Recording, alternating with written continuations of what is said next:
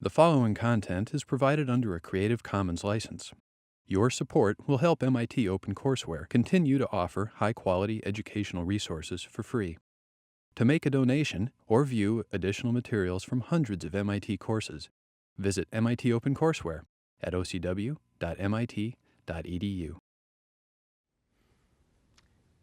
Good morning. I want to start today's lecture with, I guess one could call it a confession. This isn't a real 600 lecture.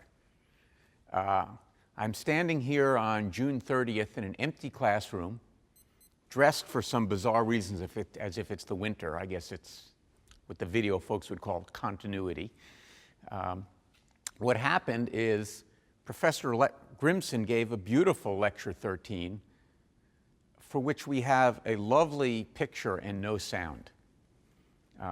We decided that probably those of you watching this in OpenCourseware would be unhappy just to watch Professor Grimson and not hear him, so we're now retaping the lecture.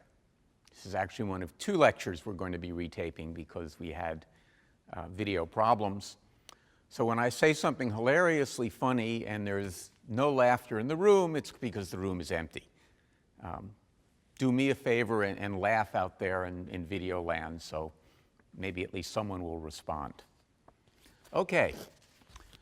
The last lecture closed with a slight mystery. Not a great mystery, but a little mystery. We ran our simulation of the drunkard's walk and got a result that wasn't credible. How did we know it wasn't credible? Well, we had worked out some details on the blackboard of what we thought would happen with a small number of steps, and the results we got didn't match that. That told us we had something wrong. We asked you to go think about it and come back today prepared to tell us what was wrong. Well, since there's no one here to ask, I'm not going to ask the class to fix it, but instead, I've had the laborious task of fixing it myself. So let's look at it. The problem was in SimWalk, and what we had is we had the wrong argument here. We had num trials instead of number steps, and so it didn't make any sense. I've now fixed it, and I now want to run it. Well, clearly what I should do to begin with is run it on some examples for which we already know the answer. So I'll change drunk test to, instead of running it on large numbers of steps, run it on just a few. And let's see what we get.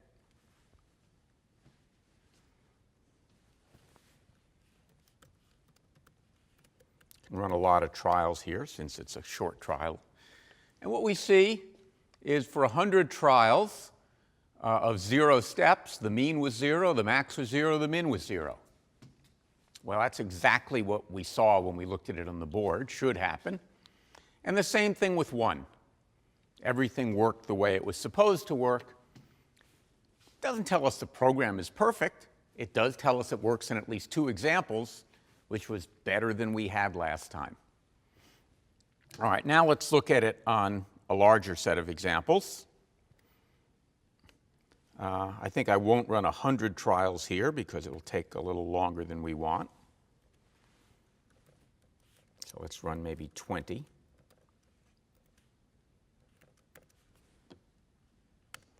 See what we get. Well, it's running through here. Now we're getting examples that seem much more credible. When we take 10 steps, the mean is 2.85, and the max is between 6 and 1. Or the max is 6, the min is 1. It's what we would hope for, that there's some dispersion there. And as we get up higher, we see that for 100,000 steps, the mean is 248, and there's quite a spread between the max and the min. Finally, we get to look at the question that had us writing this code in the first place. How far should we expect this drunk to be given a particular amount of time? Well, we can look at these numbers and try and think about them in our heads, but in fact, it's a lot easier to look at a picture. And this will get us to a theme that we'll be getting to shortly in the course of how do we visualize data. So here we have a visualization. What I'm plotting here is the mean distance against the number of steps for this random walk. And what we can see is, as we knew, at 0 it's 0, and then it sort of goes up. And I've taken it only up to 1,000. At 1,000 we're somewhere, it looks like, around 25 steps. So we can learn something. Well, what can we learn from this? How fast is it growing? Well, it seems to grow pretty fast, and then it flattens out. It looks to me like, roughly speaking, the distance is growing as sort of close to the square root of the number of steps. Well, I could look at it more closely. We actually know this is not exactly the square root, right? The square root of 1,000 is not going to be 25. But I'm not going to delve into the details of that. It's actually a little bit complicated. We could derive it, but we won't, because I want to get to what I think is a more important message. How much should we infer from this or from the numbers I displayed before? And I want to say not too much, because what we saw, if we go look at what we had before, is quite a dispersion between the max and the min. And furthermore, if we run it again,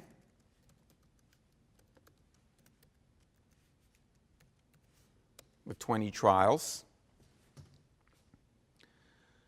we're getting different answers. So what you can see here is for 10,000 steps, here my mean was 78, and here for 10,000 steps my mean is 90. Here the mean was 279, here it was 248. The maxes and the mins are different. So I don't want to read too much into that graph. Now, one of the issues we should have asked is, well, it's the mean of how many trials? I didn't tell you.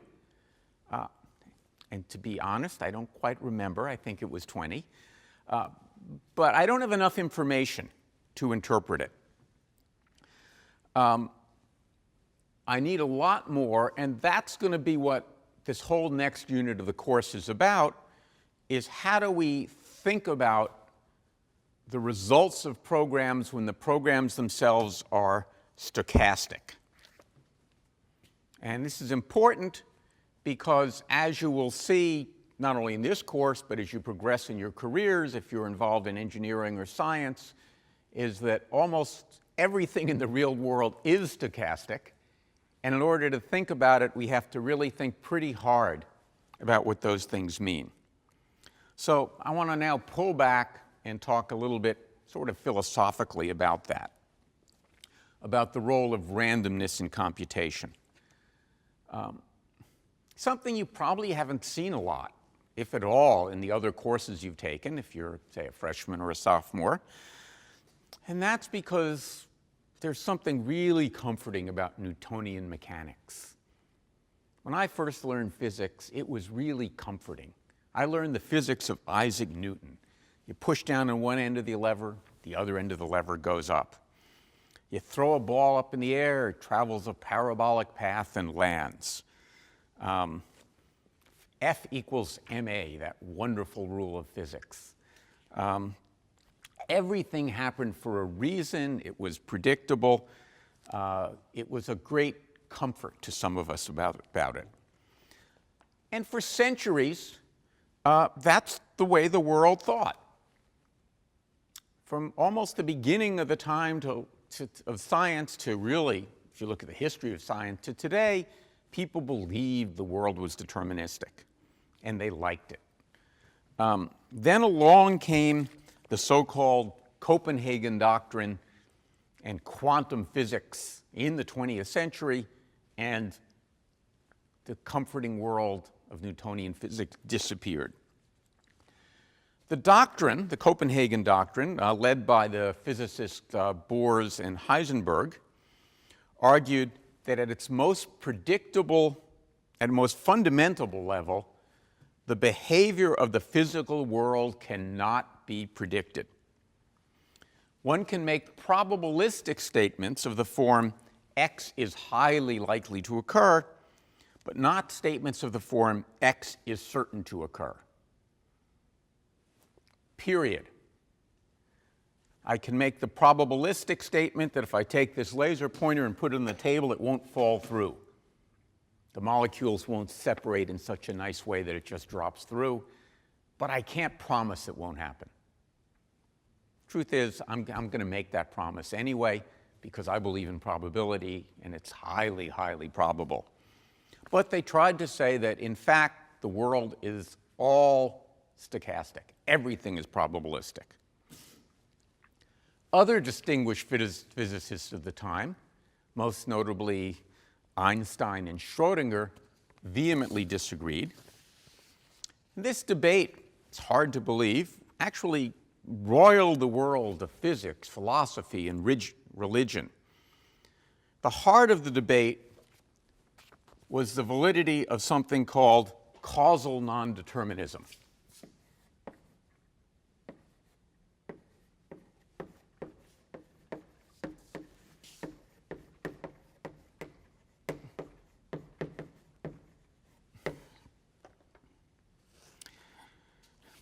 The idea here, causal means caused by previous events. So causal non-determinism was the belief that not every event is caused by previous events. Einstein and Schrödinger found this view philosophically unacceptable, as exemplified by Einstein's often quoted comment, "God does not play dice." What they argued is for something called predictive non-determinism.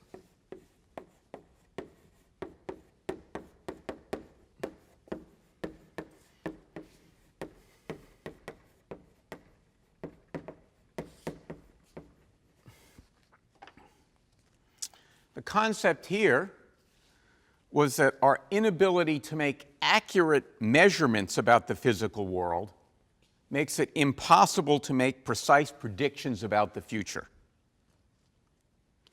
So this distinction was nicely summed up again by Einstein, who said, and I quote, "The essentially statistical character of contemporary theory is solely to be ascribed to the fact that this theory operates with an incomplete description of physical systems," i.e., things are not unpredictable. They just look unpredictable because we don't know enough about the initial states. This question is still unsettled in science. The good news is it probably doesn't matter at all what the truth is.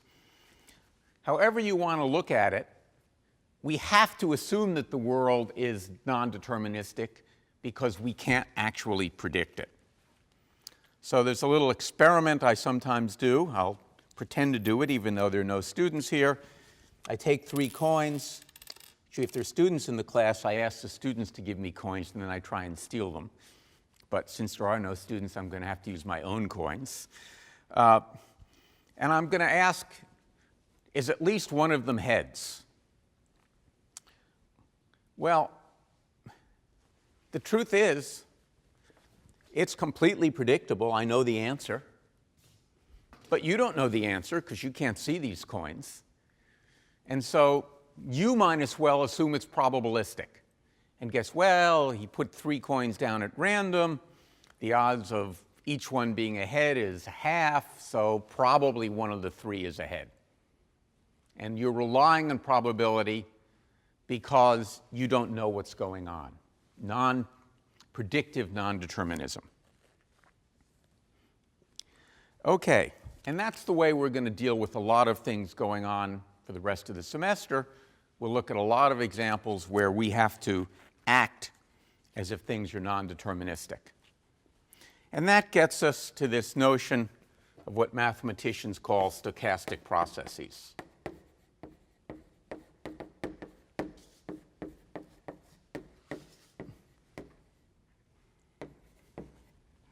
A process is stochastic if its next state depends on both the previous states and some random element.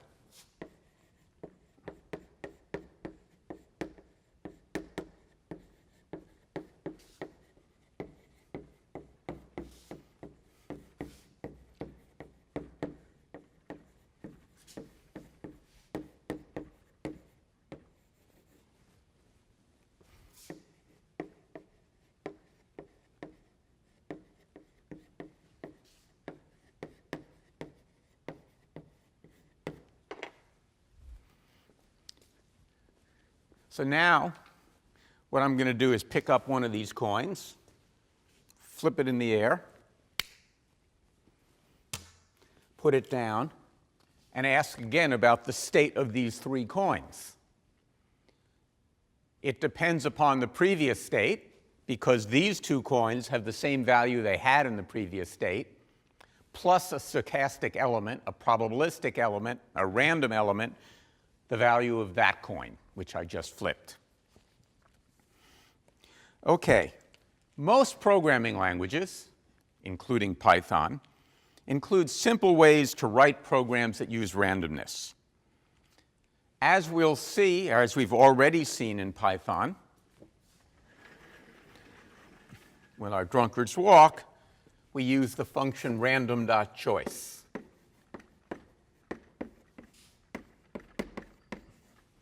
Which, given a set of values at random, chose one of those values. That function, and almost all of the other functions in Python that involve randomness, are implemented using something called random.random. This function generates a random float that's greater than 0 and no greater than 1.0. So you get one of the infinite or seemingly infinite number of floating point values but that are greater than 0 and no greater than 1. So let's go look at another example of a stochastic process. We're going to look at throwing dice.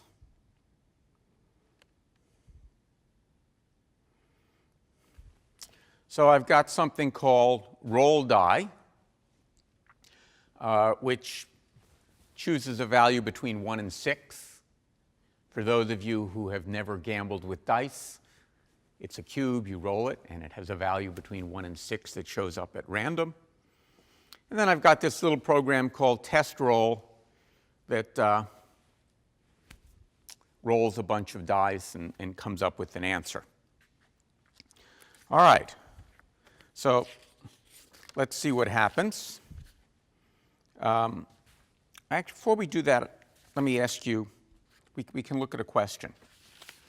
Imagine I roll it, and I run it some large number of times, 10. Would you expect to see the value, more likely see that value, or might more likely see a value that looks like this?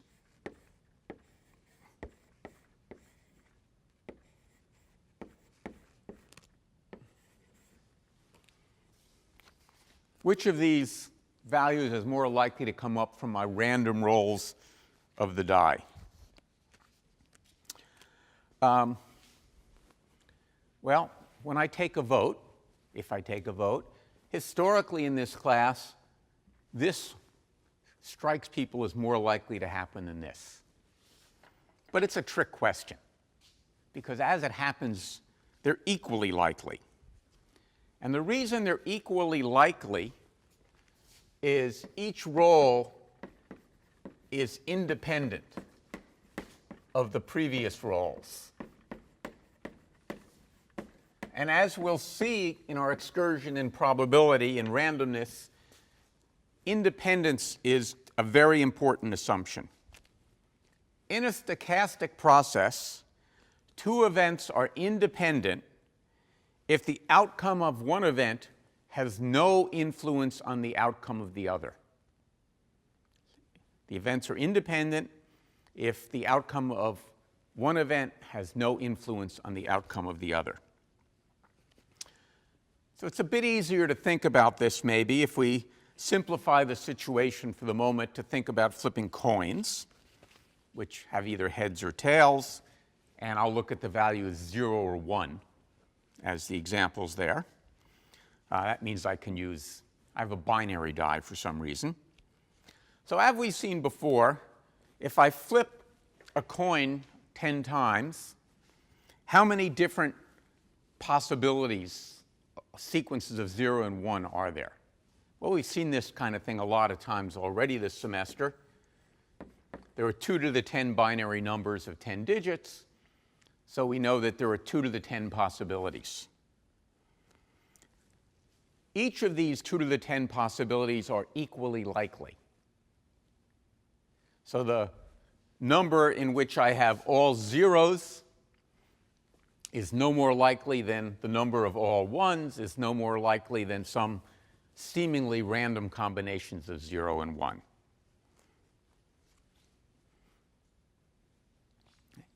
So it's a very small probability.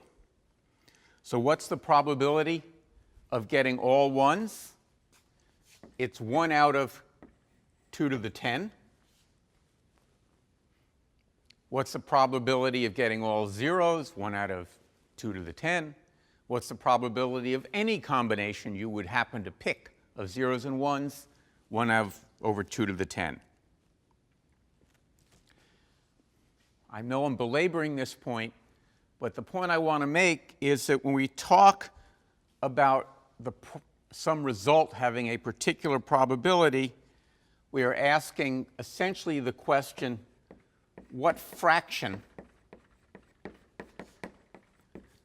of the possible results have the property we're testing for? So I ask what property are all ones. I'm saying what fraction are all ones. If I say, well, property there are exactly 4 ones, what fraction of these numbers have exactly 4 ones in them? Whatever I want. So probabilities will always be fractions. That's important because it means that when we talk about the probability of some event occurring, we know it has to be somewhere between 0 and 1.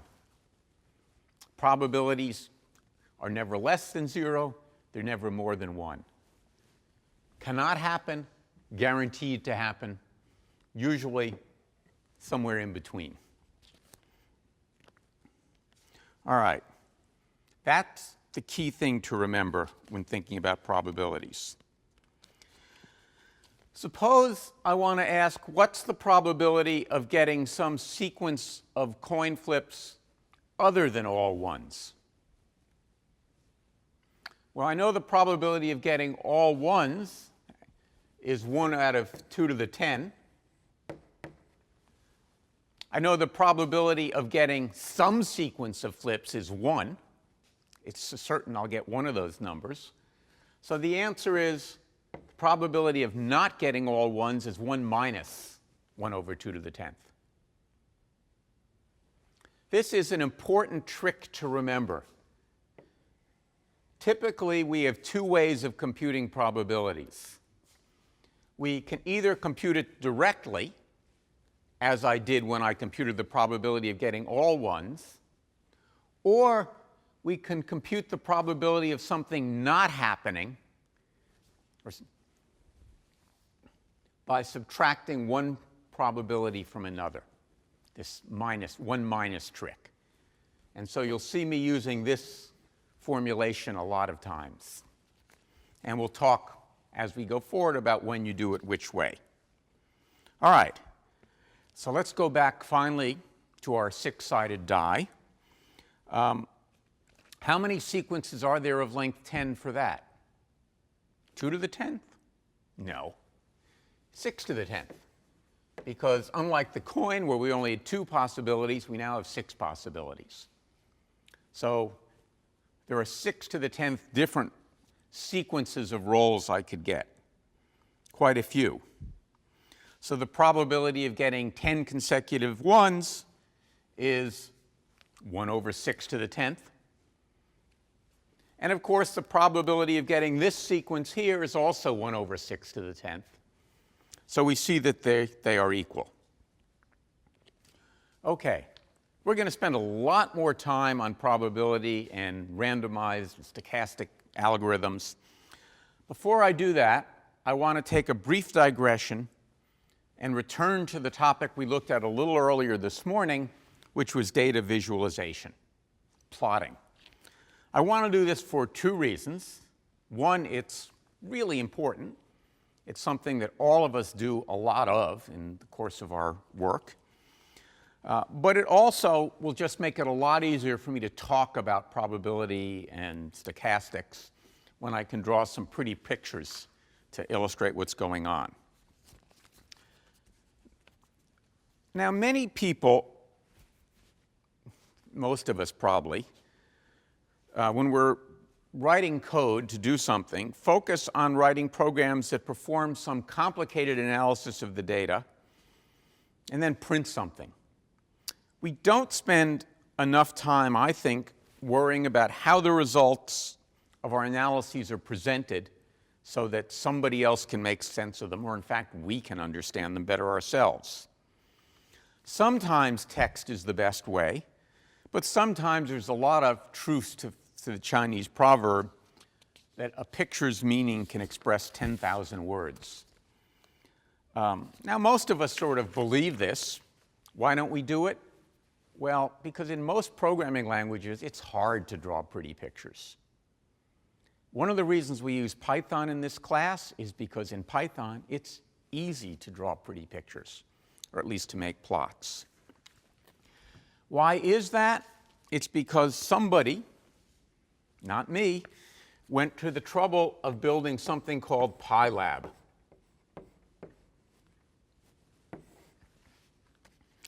Pylab is a Python library that provides many of the facilities of something called MATLAB.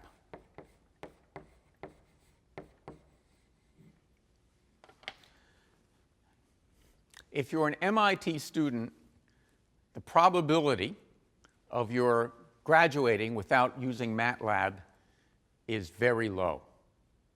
It is something people use a lot. It's not my favorite programming language. It has its utility. I like Python because it brings a lot of the features of MATLAB are easy to use in a programming language that I find much more convivial than MATLAB. All right, I'm not going to give you a complete tutorial for Pylab here. It would take a long time and it would be boring.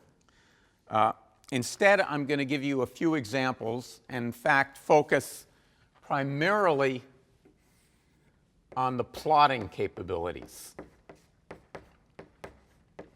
And the good news is the plotting capabilities in Pylab are almost identical to those of MATLAB.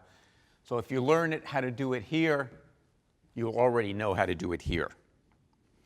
For details, you should take a look at, make sure I write this correctly, this website.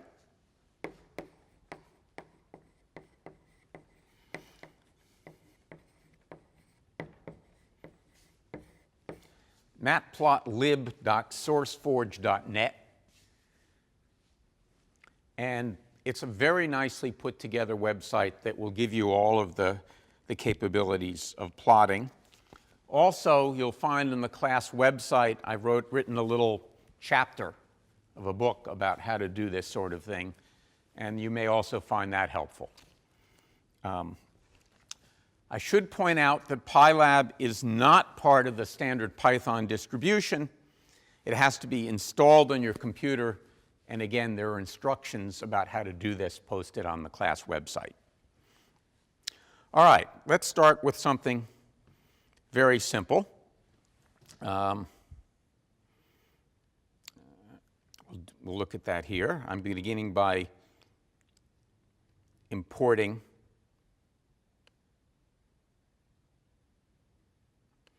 I'll import Pylab. You have to import it to use it. And then I'm going to plot two things. So what I want you to observe here is I'm going to plot two vectors, the vector 1, 2, 3, 4, and the vector 1, 2, 3, 4. These are the x coordinates. These are the y coordinates. So I'll get a two-dimensional plot, x versus y. And it's very important that these two vectors be of the same length.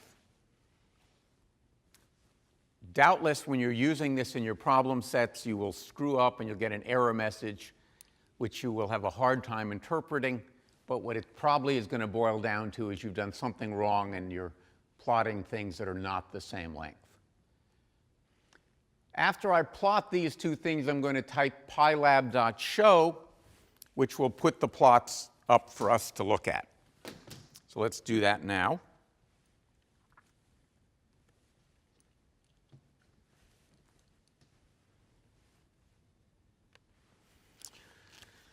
So it first plotted our straight line, 1 versus 1, 2 versus 2, 3 versus 3, 4 versus 4, got that. Then it plotted this rather funny-looking zigzag we saw, kind of just randomly chosen in the other one. And the plots will always look something like this. I should mention, if we go look at the code, pylab.show. If I hadn't said that, the plot would not have appeared on my screen. Pylab would have produced it, but not displayed it. You may think that's silly, but in fact it's useful because most of the time when I'm writing programs that do plotting, I don't want to see them on my screen. I'm producing a whole bunch of plots and I'm going to write them to files that I'll then look at later or include in a paper or a lecture or something. So it makes me say that I want to see it. I should point out, depending upon your operating system, it can be pretty annoying because if you try and do this twice in your code, something bad can happen. The code can hang. Therefore, you should only execute pylab.show once per program, and it should always be the last thing you execute it. Because once you execute pylab.show, the program will stop running, essentially.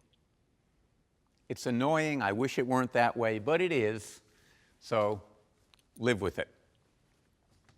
All right. Let's go look back at our graph, our plot.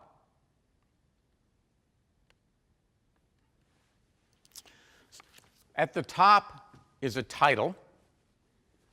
This is the default title. It says Figure 1. Later we'll see that I could have given it a much better title than that. Then it's got the values of the x and y axes and a bunch of things down at the bottom that we could point out. You can zoom in on the plot using that, or zoom out. You can use this funny icon. Happens to be a floppy disk icon, something that probably most of you have never seen. Congratulations if you've never seen a floppy disk. Your life is better than it would be had you had to deal with them. But that's used for saving them to a file. You can move around in it. You can get back to what the original figure was. A whole bunch of useful things. I suggest you just bring this up and play with it. One of the things I should mention here is you'll note that when I produced this, I only used 4 points, 1, 2, 3, and 4, say, for this one. Yet it looks as if I have a continuous plot. You know, it claims that 1.5 and 1.5 match. This can be very deceptive, as we'll see later on. And probably it might have been better for me to plot not lines here, but points, indicating there are only 4 points in this graph. It's more apparent here where we see this funny-looking zigzag implying some complicated relationship amongst the points, which actually probably doesn't exist. And again, later on, we'll see ways to avoid that. Okay. It is, of course, possible to produce more than one figure. So let's look at this. We'll comment this piece out for now.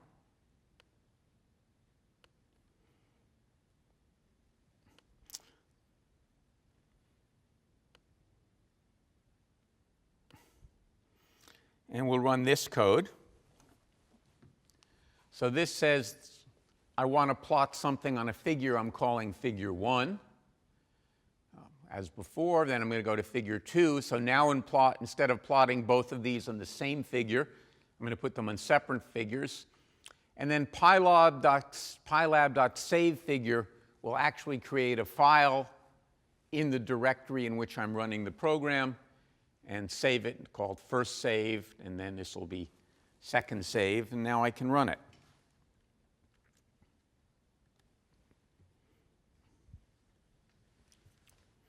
And now I have two figures, figure 1 as before, or not quite as before, a different figure, and figure 2. Again, nothing very magical there. And if we look in my directory, we should see, I hope, first saved and second saved. So if we look at second saved, we'll see there it is. And just to show that I'm not cheating, you can notice that the timestamp is today at 10:34 a.m., which happens to be when I'm giving this particular lecture. All right, we put that away now. Continue. Now, what I want you to notice,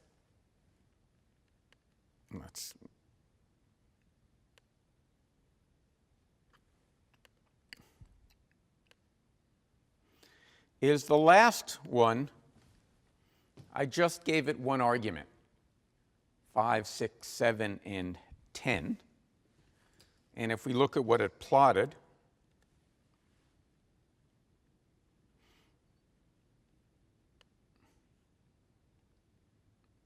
actually, I think I put that in figure 1, didn't I? You'll see here it is. And it's made up some values for the x-axis. If you only give it one set of values, it assumes it's the y-axis, and it finds values. All right? Now, what values is it going to choose for the x-axis? Well, this is Python, so surprise, surprise, the first value is 0, 1, 2, and 3. That's how I get the 4 values. Now, let's look at another example, a slightly more interesting one. Comment this out so we don't look at the boring stuff over and over again.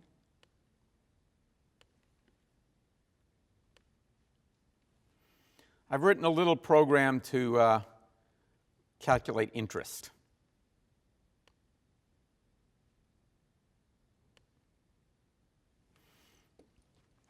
So I'm going to start with an initial principal here of 1,000, an interest rate of 5%, 20 years, and just do compound interest. You all would know how to write this. And then I'm going to plot it and see what we get.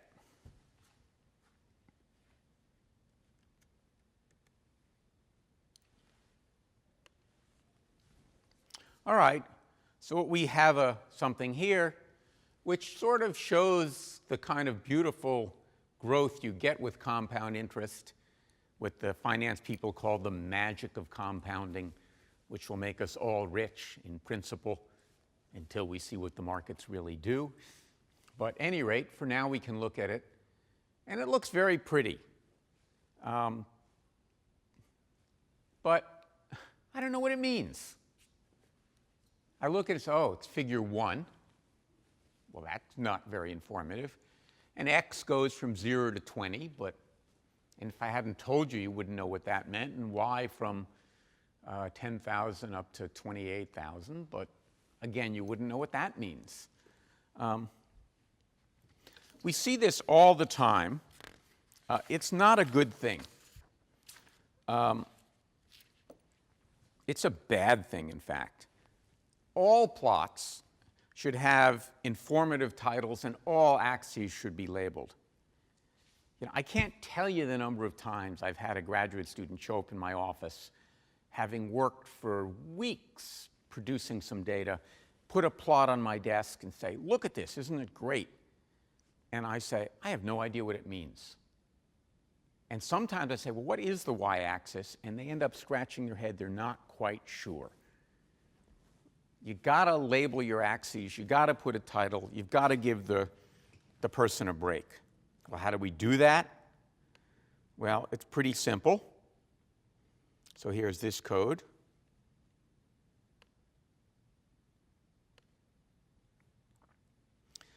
So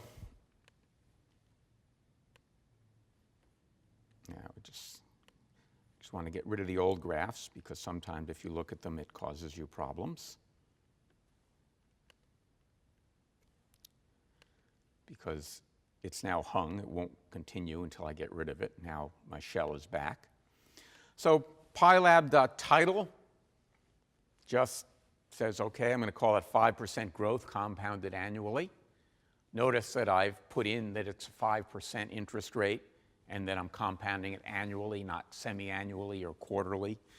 The x-axis is going to be the years of compounding, and the y-axis, the value of the principal in dollars.